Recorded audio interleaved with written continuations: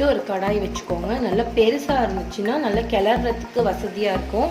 இந்த மாதிரி கடாய் வச்சுட்டு இதில் ஆயில் சேர்த்துக்கலாம்.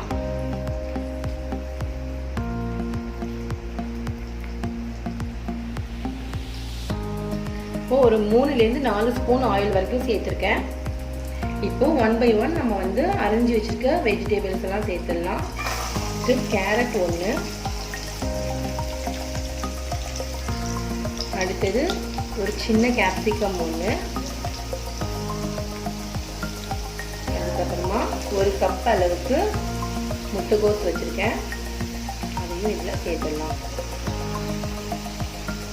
இப்போ இந்த காய்கறியெல்லாம் வந்து நல்லா ஓரளவுக்கு ஒரு 3/4 பதத்துக்கு வேகிற அளவுக்கு நாம் வந்து இதை வதக்கி எடுத்துக்கலாம்.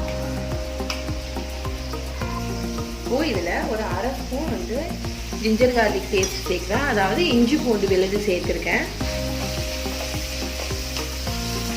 ஜஸ்ட் ஒரு ஃப்ளேவருக்காக தான். அரிஞ்சு போடுறவங்களும் ஒரு சின்ன பீஸ் இஞ்சியும் 2 பல்லு பூண்டும் அரிஞ்சும் போட்டுக்கலாம். இப்போ இதில் 1 ஸ்பூன் அளவு உப்பு, அடுத்ததான் இதில் 1 ஸ்பூன் அளவுக்கு சில்லி சாஸ் போட்டுக்கிறேன், 1 ஸ்பூன் வந்து சோயா சாஸ் போட்டுருச்சு. இப்போ இதில் நம்ம வந்து வடித்து வச்ச அரிசியை கலந்துக்கலாம்.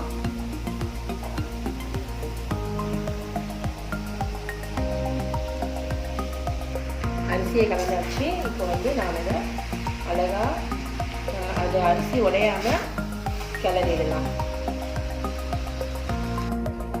அடுத்ததான் இதில் கொஞ்சம் மல்லிக்கீரை போட்டுக்கலாம்.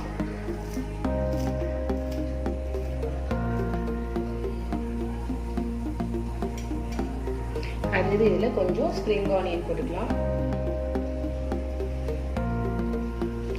இப்போ நம்மளோட சூப்பரான ஃப்ரைட் ரைஸ் வந்து ரெடி ஆகிடுச்சு. கண்டிப்பாக நீங்கள் ட்ரை பண்ணி பாருங்கள். உங்கள் ஃபீட்பேக் எனக்கு சொல்லுங்கள். ஏன் சேனல் உங்களுக்கு பிடிச்சிருந்துச்சுன்னா மறக்காமல் வைதாஸ் கிச்சனுக்கு சப்ஸ்கிரைப் பண்ணுங்கள்.